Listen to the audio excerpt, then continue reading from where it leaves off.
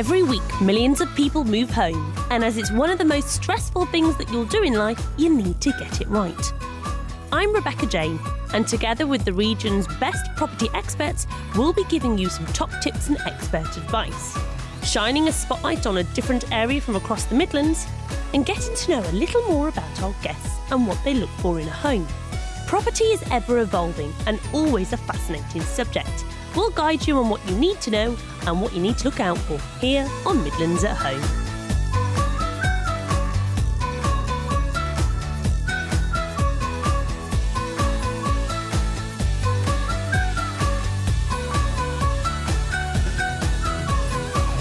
Welcome to Midlands at Home, where every week we look at the property market, and this week we're looking at the other side of it, as my guest today is David Francis from Free Radio. David, welcome to Big Centre. Thank you very much indeed. Thank you for joining us. Good to be here. Now, you're actually going through it at this very moment. You're moving this week, in fact. Yesterday morning, 8:15, the removal van turned up. It's been the most...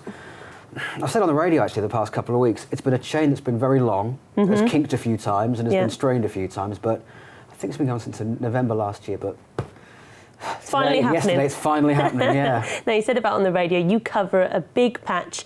You go right across Free Radio, but your main show is the drive time show on Free Radio, Hereford and Worcester. That's right, yeah, 3 till 7 every afternoon. And how long have you been doing that? 8 years I've been there. We were working out the other day. It's just been a long time, actually, but it's just a nice patch to be in, a nice place to be, and just a fun environment to work in. And you cover right across the Midlands, because you don't just obviously do the drive show, you also cover the Black Country, Birmingham, Wolverhampton, right across our patch here at Big Centre. Coventry and Warwickshire, Herefordshire and Worcestershire. Yes, it's a big area. Yeah. Now back to the move. It's happening this week. In fact, we've got some photographs to show you right now with the removal guys that have come on board. Yeah. I'm also seeing a crane and a hot tub. Explain that a little bit. Well, my other half decided that last year we wouldn't go on holiday for the summer, so we'd get a hot tub instead to put in the back garden. We had decking laid. Yeah, we had decking laid and some nice lights put in the decking as well, and then we got the hot tub, and they had to crane it in because to get it in, obviously you've got to have a certain amount of area to get in down the side access of the house. Well, yeah, I suppose it goes on its side, so yeah. And we were 10 millimetres too small, so they had to get a crane to winch the thing over. And the same guy came back yesterday to winch it out again. Is that expensive, getting a crane? 300 quid it cost. Oh, that's not bad. When you consider the guy yesterday was saying that his crane's 13 years old, and he bought it 2 years ago for 85 grand. So 300 quid, he's well earned his money with that. Yeah, definitely. So that was, but that's a difficult, scary job to winch it over the top of the house and then... Give the neighbours something to look up first thing in the morning. They did, they're all sticking out their heads out the windows and out the doors looking, seeing what's going on. It's very quiet where we are at the moment. If a massive great crane turns up, it's going to cause a stir. Yeah, of course it is. That was on the driveway till about 4 o'clock yesterday afternoon, and then off to storage, so yeah. Brilliant. Now, take it right back to the very beginning then, when you first decided to move. We've spoken on the show, obviously, we've had agents on, we've had mortgage advisors, we've spoken about the whole process, which, as you said, can be very, very long-winded. How did you go about finding the right estate agent for you? We didn't initially. Oh, okay. We went with one of these guys that could do it, he said, for 0.95%. And I thought, well, that sounds great. He didn't have a shop, so had no overheads, did a lot of stuff on the internet, told us that all the property portals were the best place to go, and nobody goes into estate agents anymore. And I believed that, and against my better judgment, I argued the fact with my other half, and she went, no, we should be going with a decent agent. No, let's go. And made a mistake. He had 3 people around to look at the house. But he never answered his phone. Oh, yes. That's quite a big thing, isn't it? Well, exactly. Because you want to know, is someone going to make an offer? Does someone like the house? Any feedback generally? And when you're not getting that from somebody, or you're phoning at 10 o'clock the next morning, and he's not getting back to you till 4 o'clock in the afternoon, it's a little bit difficult. So I tolerated about 2 or 3 weeks of that, and then I went, okay, look, I was wrong. Went with a really good agent, and they sold it in 5 days. Yeah. Brilliant. Just shows, doesn't it? You've got to get the right agent for you. And I think, we've said again on the show before that look at things like how they answer the phone, if they answer the phone in your case, and then how they answer the phone. What's their telephone manner like? What's their advertising like? To make that decision. And I think as well, not to be too scared of talking about that fee, because 1.25% is the norm, but you said at 0.95%, and you also got this new agent to match that price as well. Absolutely. That you don't be afraid to do that, I think. No, and I think people want the business, and there's not much stuff around at the moment. You look at Rightmove and Zoopla, and it's the same dozen homes on there all the time. Yeah, there is a lack of property at the moment, I think, for the rentals and for buying. But I don't understand. I thought after Easter that everything would have picked up again, which is what I understand it historically does. Yeah. But it was just very, very quiet. There's still not a lot on the market. In fact, one house we looked at the end of November last year is still there, and it's just, I think it's overpriced. Maybe that's why Probably it's still part of there. the problem, but it's still there nearly a year later. Yeah. So how did you get the house then? So you've got the agent. You then, decide that you obviously need to spruce up the house a little bit. We talk about curb appeal, which is really important because people often do a drive-by before they even go and do that viewing. We've got a photograph to show you now of the outside of the property. Nice and neat and presentable. It's common sense, I suppose, in a lot of ways, isn't it? You need to make sure that the grass is cut. Yeah. And trimmed. If you've got any flowers outside, they're not dead. And hanging baskets, the same sort of thing. Make sure that everything's clean. Wash down the front door, the garage door, just to make it look a little more presentable. Yeah. There've been places that when we went to go and look at houses, I could have driven off. I pulled up outside, and when we're going to one place and thought, there's no way. And I was like, you have to go and have a look. We can't just turn up and leave. You've got to go and have a look. So we did, and we were in an hour within 10 minutes. But yeah, curb appeal is a very important thing. And the thing is also, the estate agents take some fabulous photographs. In some ways can be slightly misleading because you think, this looks lovely. Oh, it's not like that really. Yeah. And photographs are really important with agents, aren't they? Because there are some people out there that will just, use an iPhone. You've got to use a professional camera, and the difference then in the quality of photographs, it really does vary. But that's important, isn't it? We had a couple of people that looked at our place actually, who, because we've got a very large kitchen. Right. And the photographs made it look a little bit slimmer than it really did look. And a couple of people came around and said, it's much bigger than it looks in the photographs. So sometimes a slightly negative photograph can work out better for you. Exactly. Yeah, absolutely. Yeah. So that's, the photographs are very important, but make sure when the photographs are being taken, obviously, that the house is in a good, presentable state. Because I haven't got toys lying around everywhere and the dog in the background. And a nice day, I suppose, particularly with the outside, that, if you've got a good agent, they'll say, actually, I'm going to come back tomorrow morning or grab it when the sun is there and just take that nice photo. Yeah, we had a knock on the door. Literally, I hadn't done the school run, came back, and within 5 minutes there was a knock on the door, and it's the agent. She went, the sun's out, I want to take some more shots of the outside. And you think, you want someone who's proactive and gets it and actually cares. And I feel with the guys that we went with eventually, they actually care. And it's a really nice one-on-one service. And it's, I wish we'd gone with them before. Hands up, I made a mistake on that one. So you always listen to your other half. Yes, apparently so, yes. Now, the inside of the house, equally as important, making sure that you declutter, putting things away that you're not necessarily using, and finishing off those odd jobs as well. Did you find you had to get the house inside? Yeah, I mean, we don't hoard stuff, so it wasn't such a big job. The kids' toys go into a cupboard and they stay there. We keep the house, my other half is very good at keeping the house very, very tidy. You wouldn't know the kids there half the time. In fact, the agent said you wouldn't know there's kids or a dog there. Hides them. But so everything's got a place, and everything goes away in the cupboards, and everything is very neat and tidy. So it didn't take much. It took an initial half day, I suppose, to make sure the whole house was completely spotless. But once you do that, and you've got people coming around, it's not difficult to keep on top of it. I think it's the loft, isn't it? It's that dreaded thing, oh no, I'm going to have to sort out the loft, I'm going to have to go up and clear a lot of stuff out, because let's face it, we just shove it up in the loft and think, you can't see it, you don't know about it, it's forgotten about. We hired a skip over the Easter weekend, and it turned up at midday on Good Friday. And we just started to load the thing. And my mother-in-law was very much like, you've got to fill it in a proper way. You've got to fill up the sides first and then start to work your way in. I did that probably for the first 10 minutes. Then started to chuck stuff in. There was so much stuff. I went up and stuck my head up in the loft, and it was like, oh, Lord, I'm not going to get this done. Yeah. And you've got to be ruthless. There's old Xboxes in the loft, that, and old computers, and there's all the Christmas stuff, obviously, because where does the Christmas stuff go off? You bung it in the loft and think it'll come down next year. And the kids' stuff that you just think, oh, that's lovely, but put it up in the loft, and all the big stuff when they were little, and so they soon fill up. You go that way, and then you go, well, hang on, I could flog this. This will make some money on eBay. So is that what you end up having, so the left-hand side of the loft became the eBay pile, and the right-hand side of the loft became take pile, and then other stuff was just going down and getting chucked. And we filled this builder skip in about 3 days. It absolutely was teeming over. Yeah, it just shows how much stuff you've got. But it makes such a difference, doesn't it, when you can at least poke your head up in the loft, you can show potential buyers, have a little look, they can see that it's nice and clear, and they can see that they can put their things in as opposed to not being able to move. So it does make a difference. Have you found people's houses then? So when you've been looking around, what have been your impressions on when you've been looking at potential houses to buy? I think a lot of people just emotionally move out of their houses as soon as they decide to put them on the market. So they don't do the jobs like fixing a bit of polyfiller there or a bit of tarting up of the paint here. They really don't. They just want to get rid of the place and move on to the next phase of their life. And I understand that. But when the carpets haven't been cleaned, or we went to one place and the radio was on upstairs and there was one of the children upstairs, the radio blaring out, and you could just didn't feel wanted or welcome. You felt very much like you were encroaching on their time.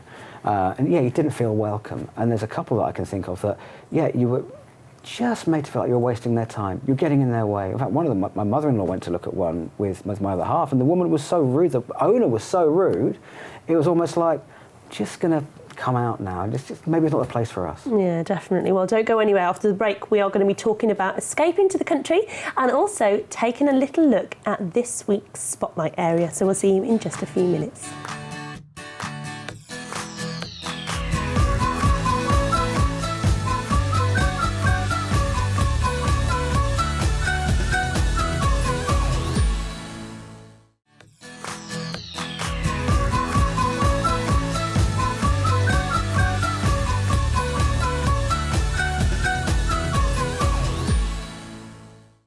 This week's Spotlight area is Withell. Withell is a village in the Bromsgrove district in the north-east corner of the county of Worcestershire. Its parish borders Solihull and Birmingham and has a population of over 11,000 residents. Withell is referred to in the Domesday Book as Withworth. It has traditionally served as a stop-off point for travellers on the main route from Droitwich to Coventry. An RAF base was set up in the area at the start of the Second World War in 1939 and closed in 1959. It would be easy to miss Withell Centre as you pass further along the Alcester Road south. Like Hollywood and many of the small settlements dotted around this area, it consists of a row of shops along the main road. You'll find a local family butcher's in Withell, florist, opticians, hairdressers, fish and chip shop, Chinese restaurant, post office, newsagents and even an estate agency. Just 4 miles away from Birmingham, Withell is a world apart from the urban sprawl of Birmingham's second city. Here on the edge of the Worcestershire countryside, in the county of Bromsgrove, you can find a very different pace of life.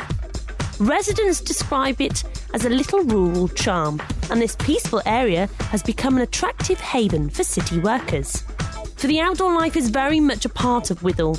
There are fields within walking distance, local pubs, and it's an easy drive to get to the M42, or quite the opposite, to delve deeper into the countryside of Worcestershire or Warwickshire. Property varies with a predominance of large Edwardian semi-detached residences suitable for families. There are also many bungalows and some modern maisonettes in Withell. Residents are a mixture of people born and bred in the area and those seeking a quieter, perhaps more family-friendly lifestyle. With countryside being on your doorstep, it's easy to see why city centre office workers may view Withell as the perfect ideal retreat. The lovely area of Withell. Now, location is always key when it comes to moving. David, did you find this when you were doing your move? Yeah, we definitely wanted to move out towards the country and made a decision we wanted to move out towards where my mother-in-law lives. So it was kind of 2 or 3 areas that we specifically looked at. And it was a lot of trudging around because when you have an idea of where you want to live, it kind of makes it a little bit harder because you look at this specific area, there's often not many houses for sale in that area at that point. So it took a little bit of time to find something, and we thought we found the actual place we wanted and went down the route of it, and then they decided to pull out halfway through, which...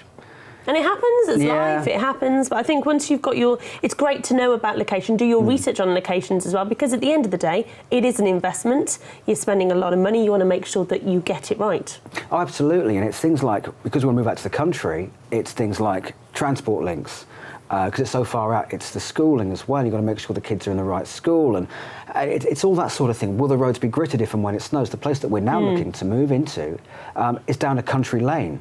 Yeah. So we both drive cars that are not going to be suitable for that. So we've then got to change the cars and get 4x4s, not because we want Chelsea tractors, but because we will need them if it snows, because the roads won't be gritted around there. Yeah. And did you find there was a difference in price with locations of being in the countryside? Did you find the further that you went out, you could get a bit more property? Well, I mentioned the house that fell through. 7 minutes on, now is the house that we are progressing with, and it's £65,000 cheaper for a house that's got 2 more bedrooms, works a whole lot better for us, and is in, I think, a nicer area. So yeah, 7 minutes on, a couple of miles, it's 65 grand less. So it depends what people want, different circumstances. You know, some people want to be right in the middle of it to get everywhere. Some people don't mind travelling a little bit further out if you get more property for your money. So in terms of advice, then what you might give to our viewers if they're looking at going to the country, what have you learnt along the way with your experience? It's things like, will the roads be gritted? LPG. I had no idea about, you know, gas and having the canisters filled up. A lot of places out in the country aren't connected to mains, so for sewage and things like that. So you've got those sorts of things to consider. There's sewage tanks and things like that, and if you're the wrong end down the wind from that, that can be quite funky. Very true. It's all the stuff, the rural things that you need to know about. Will there be flooding? Because a lot of these places have brooks and lakes and there are fields behind, so you've got to find out who owns the field, because if you want to move to the country, you don't want to be there 5 years and find that the farmer behind us sold the land to developers.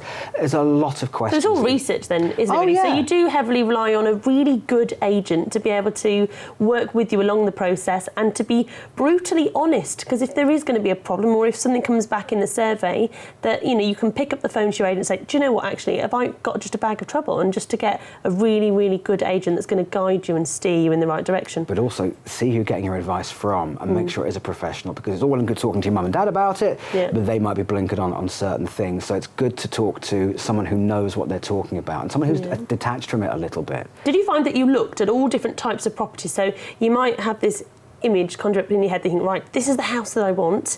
Did you look at any surprises that you think, do you know what, I don't think I particularly like the look of the outside of it, but it could be lovely inside? There were a few, but you have to kind of be good at trying to see past what's already there. And that can be quite difficult when, you know, it's quite a dark place, or especially when you've got the owners following you around, because you can't really talk about it very freely and openly. Did you find that you did have the owner showing you around? Sometimes. Okay. And I preferred that in a way to the agent being there. The house that we're getting now, the lady who owns it has had it for 10 or 12 years, and she knew it inside out, obviously, and was showing us around. And we could have been in there 15 minutes. We were there for over an hour, and she was chatting to the kids, and she was showing us around and showing us her dogs and her cats and everything. So it was, you know, the hour flew by, and it made it. It's more of a personal touch, I think, when the owner shows you around, because it's all the little questions where you say to the agent, "Oh, what about this?